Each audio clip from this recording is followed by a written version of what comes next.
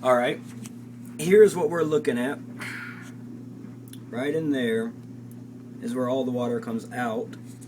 And in that hole on the side that you see, where it gets drained through, up, and into the basin right there.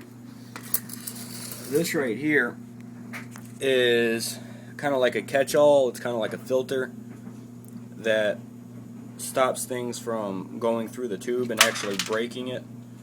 And as you can see, I found a pin, Abigail's sock, a plastic snake, wait for it, another sock, wait for it. So a couple of socks, it would appear, and a lot of funk. The smell is absolutely horrendous. It's taken a lot not to throw up right now.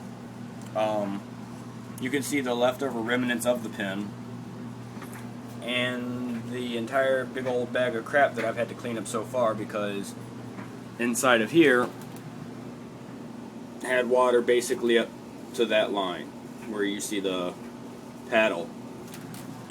So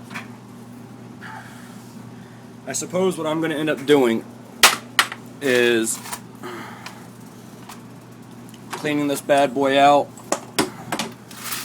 resetting it, spraying a lot of Febreze, and seeing if that don't fix some of our problem, because that is disgusting. Alright, more to come later.